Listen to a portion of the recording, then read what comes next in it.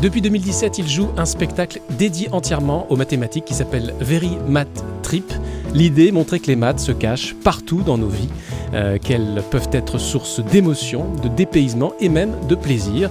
Et ça marche. Le 16 mai prochain, il jouera la 1000e représentation de Very Math Trip au Grand Rex à Paris. Je suis très heureux de recevoir ce vulgarisateur passionné pour qu'il nous parle de transmission des mathématiques et pour qu'il partage avec nous son point de vue sur l'origine d'un désamour, hélas assez généralisé pour cette discipline. Je reçois Manu Houdard dans Grand Labo.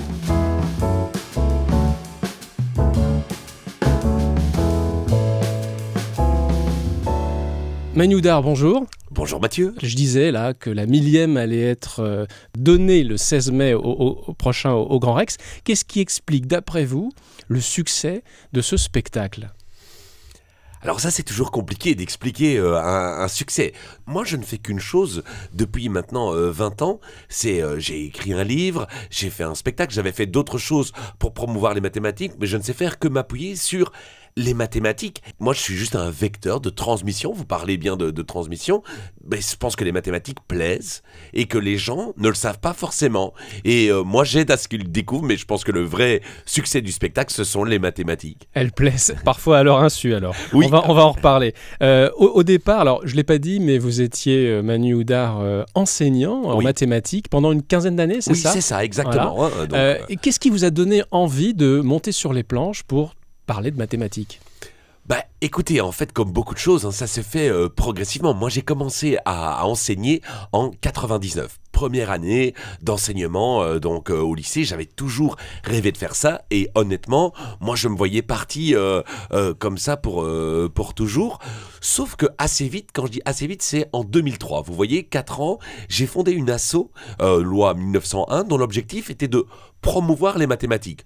Parce que je trouvais qu'il fallait justement aller plus loin. Aller plus loin.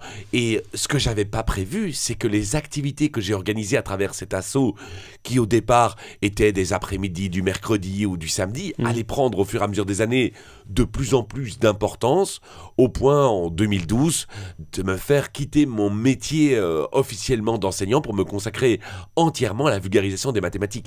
Là, ça fait 10 ans que mon métier, c'est d'être un vulgarisateur des mathématiques. Ouais, vous avez fait donc un saut en douceur, un changement de métier progressif. Oui. Est-ce que parfois vous regrettez votre période d'enseignement ? Alors, parce que c'est pas du tout la même chose. C'est deux pas ça.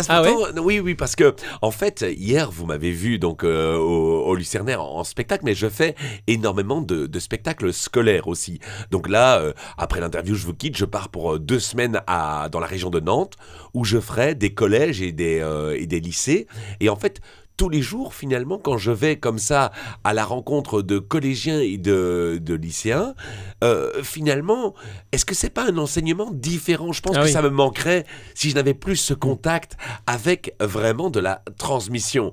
Parce que, évidemment, ce que je fais avec des collégiens et des lycéens, c'est très différent du spectacle que vous avez pu voir. Et c'est finalement une grosse leçon sous forme de show.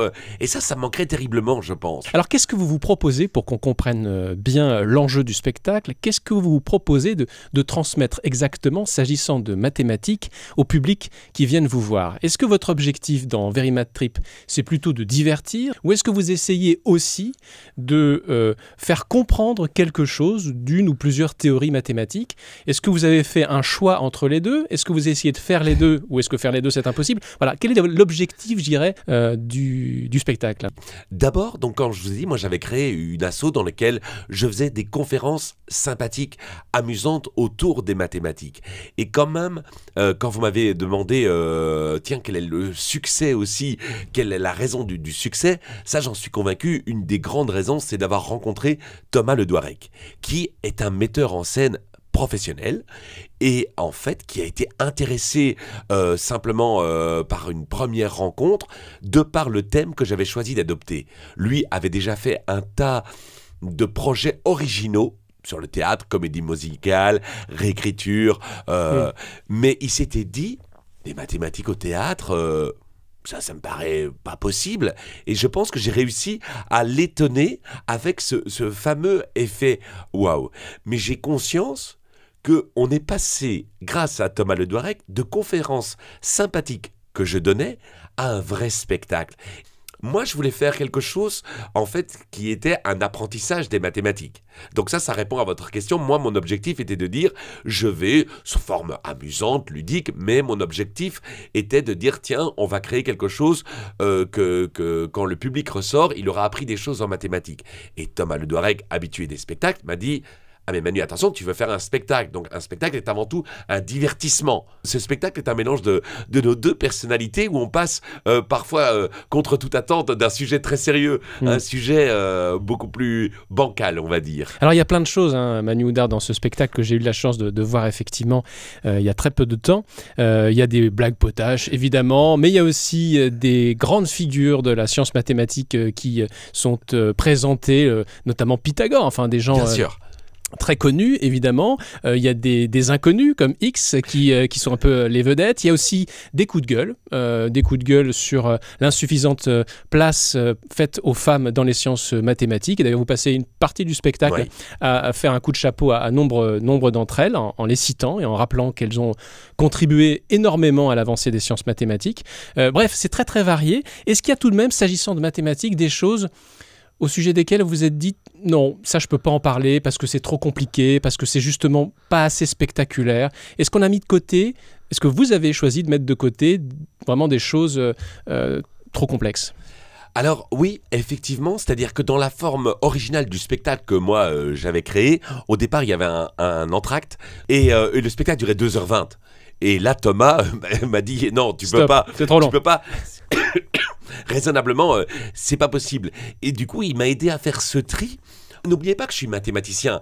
Et donc, nous, on a la capacité à s'extasier avec des choses un peu abstraites, où moi, parfois, j'étais étonné que Thomas, puisqu'on travaillait ensemble, n'y voit pas un certain plaisir. Et je pense qu'il m'a aidé, en tant que non-mathématicien, à faire ce tri, en disant, non mais...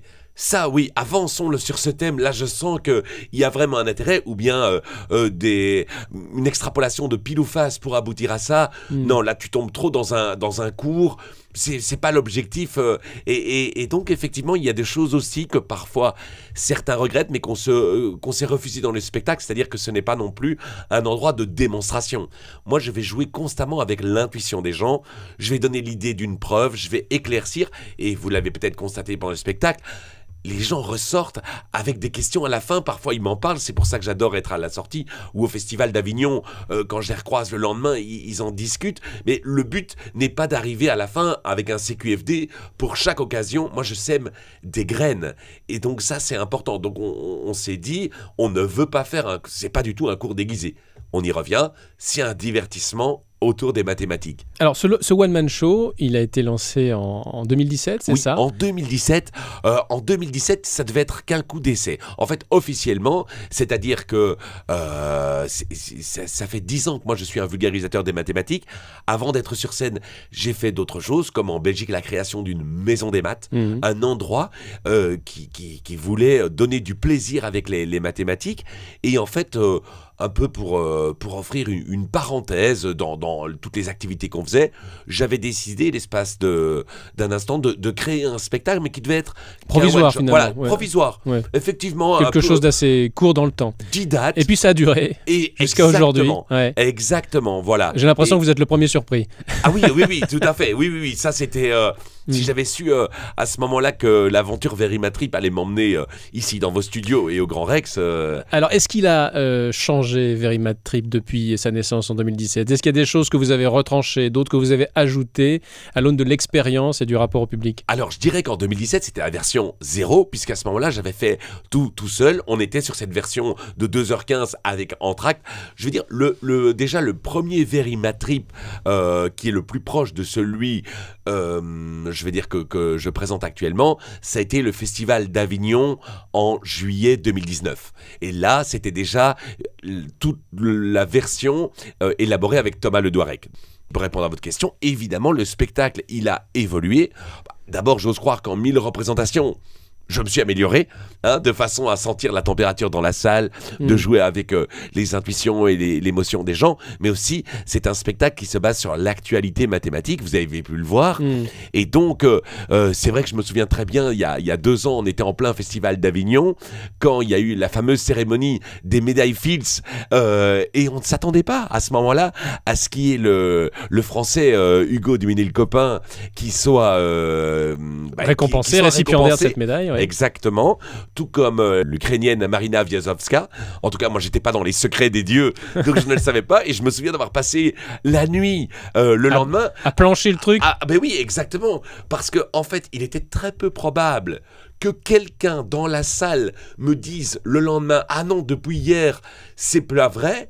Mais quand même, je voulais pas prendre le risque pour un spectacle qui se veut mathématique à la pointe de l'actualité. C'était pas possible. Alors, vous montrez donc votre bulletin d'élèves collège, lycée. En seconde. En seconde. Il n'est pas super bon, d'après ce que j'ai pu comprendre, surtout en mathématiques. Surtout en mathématiques. Et je me souviens terrifié mes parents. En fait, puisque vous avez vu, j'étais pas un élève extra, j'étais pas brillant, j'étais pas un mauvais élève. Vous n'étiez pas mauvais élève, non. Un élève, on va dire normal. Voilà. Mais mon seul échec, c'est en mathématiques. Effectivement, donc c'est un peu curieux. Moi, je me revois arriver à la maison, tant que j'ai en seconde, et dire à mes parents, ça y est, je sais ce que je veux faire. Ah bon, je veux être prof de maths. Mes parents qui me regardent en me disant... Ça, vous le racontez pas dans le spectacle? Ah non, il a fallu faire... Non, exactement. Non, mais c'est... Et qu'est-ce qui vous donnait envie à l'époque qu'est-ce qui vous faisait projeter en tant qu'enseignant en mathématiques, alors même que vous aviez des sales notes en maths? Mais parce que, en fait, alors déjà, il faut différencier avoir des mauvaises notes et aimer ou comprendre. En fait, je comprenais trop tard. Ça, je le souligne dans le spectacle, vraiment, en disant que quand j'allais voir mon grand frère, qui s'appelait Jean-Michel, qui avait quelques années d'avance sur moi, en fait, il m'expliquait et je me disais, mais bon sang, pourquoi est-ce qu'on ne dit pas ça? Finalement, quand je dis dans le spectacle, c'est simple, c'est vraiment ce qui se passait quand il m'expliquait avec ses propres mots, avec son langage, et je suis sûr que ça a contribué à me donner cette envie de devenir enseignant en disant, mais il faut dire que les mathématiques sont simples. Et j'aimais jouer. Avec les concepts et les figures mathématiques. Est-ce que vous avez eu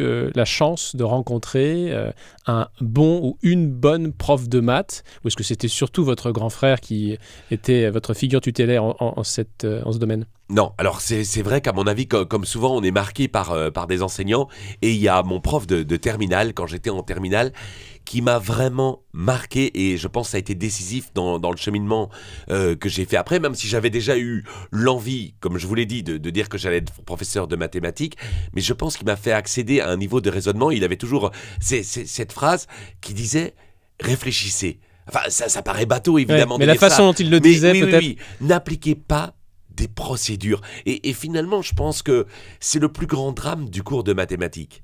Malheureusement, le cours de mathématiques est devenu un cours d'application de procédures, en fait. Et donc, on a des règles et on applique des règles pour résoudre un problème. Et en fait, les mathématiques, c'est tellement autre chose. Les mathématiques, c'est un laboratoire, normalement, de créativité.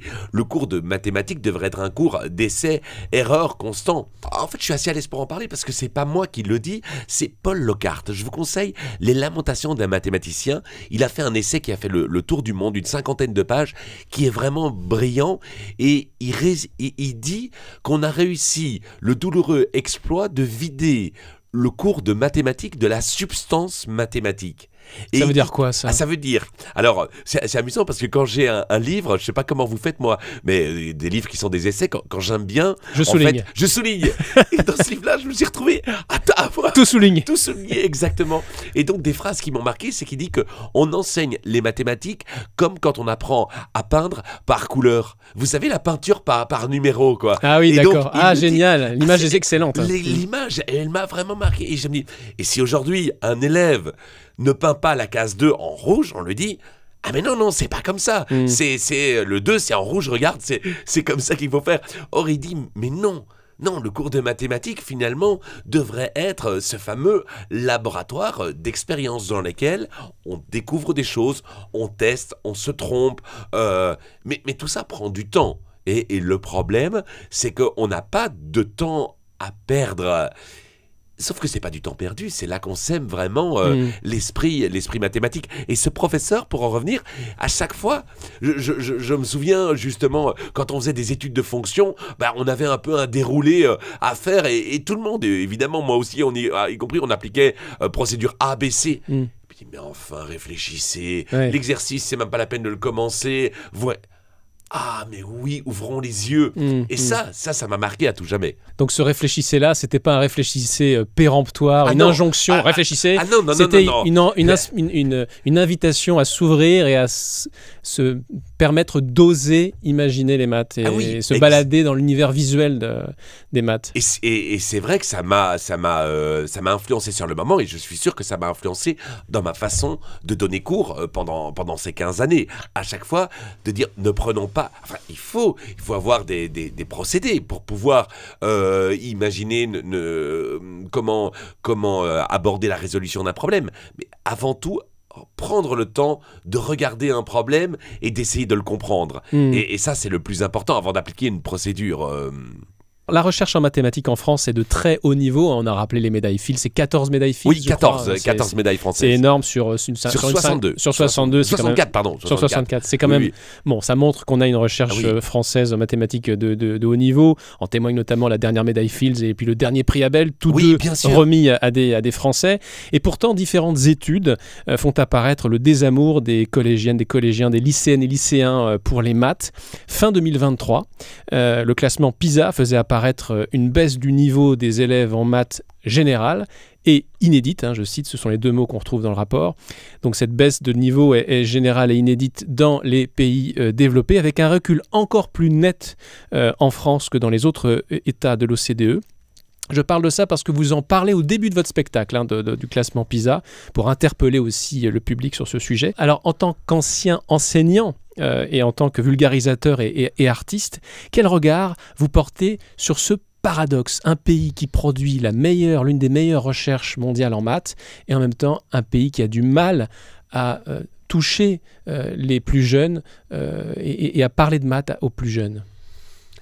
Moi, je pense que vraiment le grand problème des mathématiques, et c'est peut-être un début de réponse à votre question, c'est qu'il y a un gros malentendu, c'est qu'elles souffrent beaucoup plus d'une méconnaissance que d'un mésamour. On ne connaît pas les mathématiques et malheureusement, on va les arrêter si on ne les aime pas ou si notre connivence n'est pas bonne, on va les arrêter très vite et après, votre perception, vous allez la garder avec peut-être une certaine frustration. J'ai vu des gens qui venaient au spectacle aussi parce qu'ils auraient tellement aimé être plus en accord avec cette matière. Bon, heureusement, je trouve que les choses changent aussi maintenant par rapport à il y a 50 ans et qu'on fait beaucoup de choses pour vulgariser, populariser, mais dans le bon sens du terme, les mathématiques, pour leur donner du sens. Vous avez reçu Antoine Oulou-Garcia, moi... J'adore tous ces écrits, et évidemment, il y a plein de... Bon, il y a Michael Launay, que vous connaissez. Bien sûr, qui a fait votre préface, je crois. Oui, qui a fait, exactement, bien sûr. Oui, mais moi, ce qui m'intéresse un peu là-dedans, c'est la façon dont on parvient à toucher des gens ou des publics qui semblent plus atteignables, inaccessibles, parce qu'ils sont vraiment trop loin. D'une certaine façon, des gens comme Michael Launay, des gens comme vous, font brillamment un travail de vulgarisation, mais essentiellement, j'en ai l'impression, à destination de gens qui sont quand même majoritairement déjà du bon côté du bateau, vous voyez ce que je veux dire? Alors peut-être pour... Est-ce que je me trompe? Est-ce que je caricature? Moi je vois bien dans les vidéos de Michael Launay notamment, ou d'autres vidéos évidemment de Franck, par exemple Matador, une chaîne Matador, qui mérite à être connue. Dans les commentaires, j'aime beaucoup lire les commentaires, et on voit des gens qui disent qu'ils ne s'intéressent pas du tout aux mathématiques et qui ont été happés. Alors je pense que ça c'est notre société, c'est plus facile de happer quelqu'un au départ par une vidéo, par des images, ça n'enlève rien du tout au talent des vidéastes, évidemment, et après on peut les faire aller sur un livre, quoi. Mais vous voyez, dans ces vidéos, dans YouTube aujourd'hui, on peut... C'est la preuve que tout le monde peut être intéressé je pense. Au maths. Après le spectacle, on continue de parler un petit peu d'enseignement, après le spectacle, est-ce qu'il y a des profs de maths, Manu Houdard, qui viennent vous voir pour vous demander un conseil, un avis, sur la façon de transmettre les mathématiques? Alors ça, de cette façon, non. Un peu désespéré, quoi, le prof de maths. Non, honnêtement, il ne s'adresse pas... Alors, du coup, je vais vous poser la question. Je suis prof de maths. Oui. Je suis prof de maths depuis 4-5 ans. Je suis un jeune prof de maths. J'arrive pas à parler de maths, à hausser le niveau de la classe, ne serait-ce qu'à sensibiliser les élèves que j'ai en face de moi à la beauté des mathématiques. Manu Houdard, qu'est-ce que vous me conseillez de faire? Bon, alors déjà, je vais vous conseiller dans ce cas-là de vous inspirer parce que, effectivement, alors...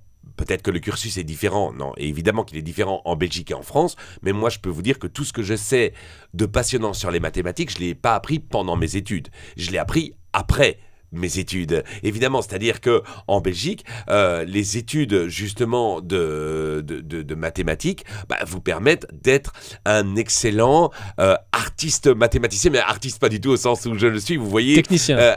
Voilà. C'est mieux que artiste, un technicien des mathématiques. Or, à mon avis, l'erreur qu'on fait en Belgique, je sais qu'en France c'est différent, mais c'est de croire que parce qu'on est un bon technicien, on va être un bon vecteur de transmission. Un bon pédagogue. Un bon pédagogue. Et là, évidemment, c'est deux mondes tout à fait à part. Donc moi, je dirais à votre professeur déjà évidemment de découvrir, on a parlé d'ouvrages, mais de parcourir, évidemment, de se nourrir. De se nourrir parce que, évidemment, le professeur ne peut pas avoir des réponses à tout, mais évidemment, s'il peut... Moi, j'ai jamais vu autant les élèves briller que quand on sortait justement des rails d'une matière déterminée. Et ça veut dire qu'il faut en maths comme ailleurs emprunter les chemins de traverse? Ah oui, ça, moi, j'en suis convaincu. Alors, ça pourrait prendre quelle forme? C'est un jour, plutôt que de parler d'équations à deux inconnus, de parler d'une chercheuse en maths qui a été brillante, de parler de Lova... d'Ada Lovelace, pardon. De parler, de consacrer un jour un cours entier à Ada Lovelace, juste faire un peu de culture d'histoire, d'histoire des maths. Alors là, bon, je ne sais pas si je jette un pavé dans la mare, et ce n'est que ma simple opinion, hein, mais moi je suis convaincu qu'on pourrait faire du bien aux mathématiques simplement en acceptant. Attention, hein, évidemment, bien sûr que si on veut devenir un mathématicien au vol ou bien un ingénieur, etc., tout ça, les calculs sont importants. Donc, j'ai jamais dit ça. Donc, évidemment, il faut des techniques de calcul et il faut que ces élèves-là, on leur apprenne la rigueur mathématique, etc. Mais pour tous des élèves qui, en fait, eux, savent finalement que ce ne sera pas les mathématiques leur premier choix, je pense que le cours de mathématiques pourrait se délester de quelques outils mathématiques qu'on voit et qui finalement ne les apporteront. Ne leur apporteront pas plus que ça. Oui, pas plus que ça. Vous n'allez pas vous faire des copains, Manu, parce qu'il y a quand même beaucoup de gens pas dans la salle. Qu'est-ce que je raconte? Il y a beaucoup de gens qui pensent que le manuel scolaire de mathématiques est déjà, en tout cas en France, passablement appauvri. Oui. Vous dites c'est pas le. Je pense en tout cas qu'on y gagnerait à donner de la culture mathématique et que ça, c'est quelque chose que les gens vont retenir. Ça, c'est très très important. Ça paraît d'une banalité extrême et pourtant. Donc raconter l'histoire des mathématiciennes et des mathématiciens au moins autant que de parler de calcul. Mais vous savez qu'à la sortie du spectacle, il y en a qui me disent, mais c'est à peine en boutade, qui n'avaient jamais imaginé que Pythagore était quelqu'un. C'était un théorème, point barre. Ah oui. C'était. Or, sa vie, elle est passionnante. C'est un sacré athlète. Je dis ça parce que le t-shirt s'y prête. Merci. Non, mais c'est vrai que il y avait une secte, la secte des pythagoriciens. C'est vraiment passionnant à découvrir aussi comment les mathématiques se sont construites finalement grâce à des légendes, mais grâce aussi à des personnes. Et ça peut être fascinant. Et je pense que... Enfin, là, je sais pas, je pense, j'en suis sûr. Il y a une lecture, Manu Houdard, qui m'a beaucoup marqué ces derniers mois. C'est la lecture du livre de David Bessy, Mathematica, qui considère que l'accès aux mathématiques est dans une large mesure une question de plasticité mentale. Une plasticité mentale qui n'est pas du tout figée, nous explique-t-il, mais qui au contraire peut se travailler. Il rapproche finalement le voyage intérieur que sont les mathématiques de l'exercice de méditation. Qu'est-ce que... Vous avez lu ce livre, hein, je crois. Oui, je l'ai lu et j'ai adoré, j'ai dévoré, parce que c'est une approche très originale. Ce que je me souviens, parce que j'ai lu le livre très vite à sa sortie, donc ça fait déjà là, un bon moment, mais je me souviens qu'il me dit que dans ce livre, en fait, il expliquait très bien que les mathématiques, mais comme pour beaucoup d'autres choses qu'on accepte, c'est ça le problème, c'est qu'apprendre du piano, ben, tout le monde n'a pas envie de devenir Mozart, là. Enfin, non, c'est pas n'a pas envie, pardon, on aimerait peut-être tous, mais tout le monde a la conscience que ce n'est pas possible de devenir Mozart du jour au lendemain. Vous ne vous dites pas « je n'y arriverai jamais, le piano n'est pas pour moi ». C'est assez étonnant. Avec la guitare, le piano, la musique, on ne fait pas. On se dit bah, « il faut du temps, il faut que j'apprenne, il faut que je progresse ». Or, David le dit bien dans son livre, les mathématiques, là très vite les gens se disent « ah non, mais ça c'est pas pour moi, j'ai pas… » Et ça rejoint cette idée de plasticité qui m'avait beaucoup plu quand j'ai lu, parce que en fait, finalement, les mathématiques, c'est un état d'esprit dans lequel certains rentrent plus ou moins vite que d'autres, mais il n'y a aucune raison, à moins d'une déficience mentale, et là on est donc dans des cas très particuliers, il n'y a rien qui justifie que quelqu'un n'y arriverait pas moins qu'un autre. Et je me souviens très bien, quand j'étais prof, réunion de parents, le parent me disait, bon, écoutez, nous-mêmes, on n'était pas très bons en mathématiques, donc on comprend… Non, alors maintenant, en plus c'est génétique, ma merde. Exactement. Qu'est-ce que je veux dire? Oui, pourquoi je parle de plasticité mentale? Parce que un truc que vous faites très bien au début du spectacle, je trouve, c'est de parler du théorème de Pythagore de manière un petit peu concrète, où vous parlez de triangle très vite. Oui. Et vous utilisez les Legos pour se représenter ce fameux théorème de Pythagore. Est-ce qu'on peut décrire un petit peu comment vous vous y prenez, alors sans spoiler? Oui, bah écoutez, de nouveau, vous me donnez des mérites qui ne sont peut-être pas les miens, puisque dans le sens où ce n'est pas… Alors c'est peut-être pas vous qui avez imaginé le coup du Lego, mais l'utiliser comme support. Parce que c'est un truc que j'ai pas dit, c'est que tout au long du spectacle, vous n'êtes pas tout seul à parler, il y a des objets, il y a une scénographie, ça a été rappelé, il y a des images qui circulent, il y a de la musique, enfin voilà, c'est vraiment un univers sonore aussi, un univers visuel également, Very Mad Trip. Alors comment vous y prenez pour parler du théorème de Pythagore? En fait, justement, le théorème de Pythagore, alors pardon pour nos téléspectateurs, hein, effectivement, et donc il nous dit que le carré de la longueur de l'hypoténuse, donc déjà il faut prendre un triangle rectangle, il nous dit que le carré de la longueur de l'hypoténuse est égal à la somme des carrés des deux autres côtés. Des longueurs des deux autres côtés. Mais, des longueurs des deux autres côtés. Le longueur, on peut laisser tomber. C'est juste que sinon ça va être mis dans les commentaires de votre vidéo. C'est sympa. Voilà. Ok, donc on a le théorème. Alors voilà, ce théorème, on peut l'apprendre, mais moi je me souviens que c'est à la Cité des Sciences, il y a 25 ans, ici que j'étais, donc ici à Paris, que j'étais complètement, alors je ne trouve pas l'adjectif… fasciné. Fasciné, exactement, par cette roue tournante. Donc en fait on avait de l'eau, c'est-à-dire, alors je vais essayer d'être clair pour les auditeurs, si vous prenez un triangle rectangle, en fait on peut représenter un carré sur la longueur de l'hypoténuse, et en fait le bassin tournait et on voyait que l'eau qui était contenue dans le carré formé sur l'hypoténuse, eh bien il allait se transvaser dans les deux autres. Et ce que je fais avec les Legos, c'est simplement en fait ceci, et c'est montrer ce lien. Mais c'est vrai que moi je suis… Alors évidemment c'est mon univers depuis 25 ans, je raconte toujours ça, je vois ça. Pourtant ça m'émerveille encore, mais je me dis mais comment tout le monde ne le sait pas parce que là hier, encore voir des adultes qui disent si seulement on m'avait dit ça.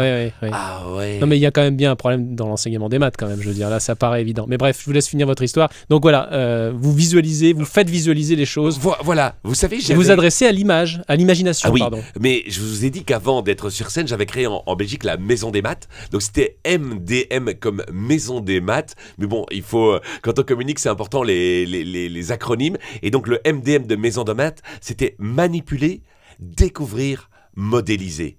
Et pour moi, c'est vraiment l'objectif quand on veut intéresser aux mathématiques, c'est d'abord la manipulation.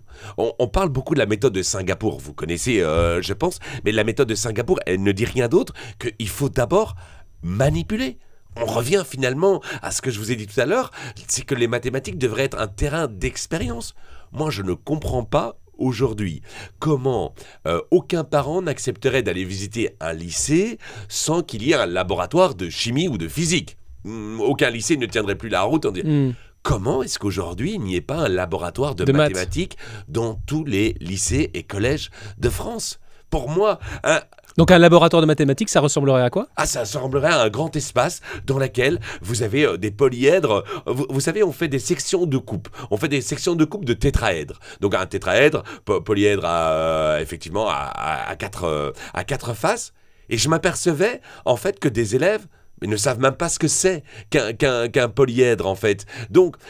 Déjà, être entouré, pouvoir prendre des objets en main dans lesquels on peut faire des choses, faire des expériences. Pour moi, c'est ça, un laboratoire de mathématiques. Et l'Allemagne l'a très bien compris avec le Mathematicum, qui est cet espace que je vous invite un jour à visiter, dans lequel on peut...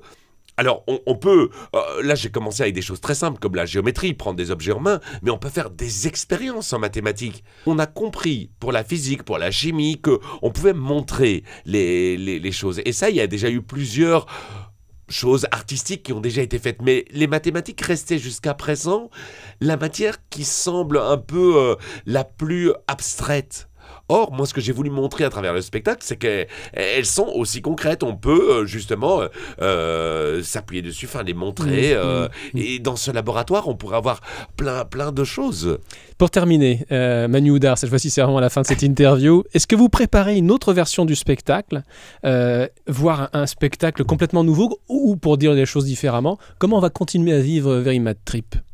Oui, écoutez, il y aura déjà de nouveau Avignon qui se profile ici au mois de juillet. Et vraiment, l'idée est de revenir à Avignon, donc en 2025, avec un nouveau spectacle. En 2025 ? En 2025, exactement. Il parlera de quoi ? De maths aussi ? Il parlera de mathématiques. Mais alors, là où quand même on prépare des surprises, c'est que, honnêtement, je pense que ça aurait pu être facile de faire un Very Mad Trip 2.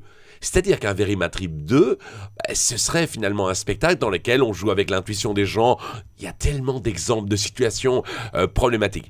Là, on partirait sur une autre piste dont l'idée serait en fait de retracer finalement toute l'évolution des mathématiques depuis la préhistoire jusqu'à aujourd'hui.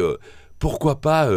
Homo calculus, par exemple, ça pourrait être... Super idée. Ça, ce serait... On va vraiment y travailler. Et là, à contre-cœur, je vais ralentir le rythme l'année prochaine. Là, ça fait 3 ans que je sillonne toute la France, évidemment. Et c'est passionnant, mais c'est dévorant, évidemment. Et vous ne pouvez pas écrire pendant ce temps-là. Donc là, il faut faire une pause pour pouvoir écrire ce nouveau spectacle. J'ai des projets de livres aussi qui étaient en cours, mais tout est toujours en stand-by parce que j'adore la scène, évidemment, mais c'est dévorant. Et donc, voilà. Mais 2025, Mathieu, moi, je serais ravi de vous inviter à Avignon. Les gens sont témoins. Tout à fait, j'espère. Voilà les projets. Merci beaucoup, Manu Houdard. C'était un réel plaisir. Merci pour l'invitation. Merci beaucoup d'avoir regardé cet épisode de Grand Labo. S'il vous a plu, n'hésitez pas à le liker et à le partager. C'est vraiment important pour faire grandir la chaîne. Vous pouvez aussi vous abonner à la newsletter bimensuelle gratuite. Je vous mets le lien dans la description sous la vidéo. Dans le prochain épisode de Grand Labo, je recevrai Cléo Collomb, maîtresse de conférence à Paris-Saclay. On parlera de guerre cognitive. Merci de votre soutien et à bientôt.